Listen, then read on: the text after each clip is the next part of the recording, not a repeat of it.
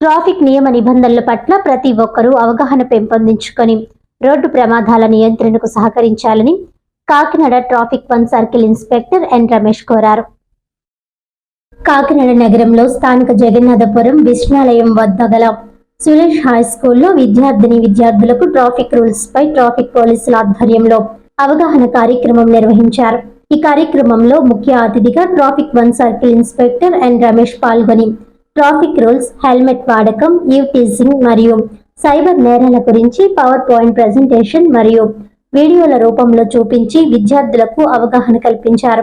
ఈ సందర్భంగా ఆయన మాట్లాడుతూ మోటార్ సైకిల్స్ నడిపే ప్రతి ఒక్కరూ తప్పనిసరిగా హెల్మెట్ ధరించాలని, ఈ విషయమై తమ కుటుంబ సభ్యులకు మరియు తల్లిదండ్రులకు తెలియజేయాలని అన్నారు. అలాగే ఆటోలలో పరిమితికి మించి ఎక్కువ మంది ఆటోలలో ప్రయాణించరాదని, ఆటోలలో వెనుక వైపు ఆటో డ్రైవర్ కి ఇరువైపులా కూర్చోరాదని అన్నారు.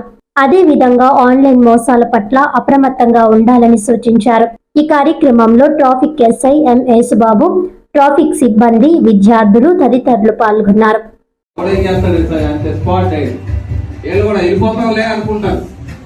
తలకాయ తగిలిందంటే ఊరికనే ఓపెన్ అయిపోతుంది, కొబ్బరికాయ లాగా ఉంటుంది, లోపల పింక్ ఏమంది స్పాట్ డైవ్ అంటే మీకు తెలియనటువంటి కొన్ని ఉంటాయి. అది చూడండి, అతను ఇటు నుంచి రోడ్ క్రాస్ చేసి లేట్ సరిపోయాడు. ఇతను కూడా ఏమో కూడా వెళ్ళిపోతాను లేదా వెళ్ళిపోతుంది గుడ్డిగా. అప్పుడు వచ్చిన కల్లా మీ నాన్నగారికి కావాలి, మీరు ఓన్లీ గ్రౌండ్ లో నేర్చుకోవాలి, ఎల్బోర్డ్ పెట్టుకోవాలి. అసలు దీని రూల్స్ ఏంటి?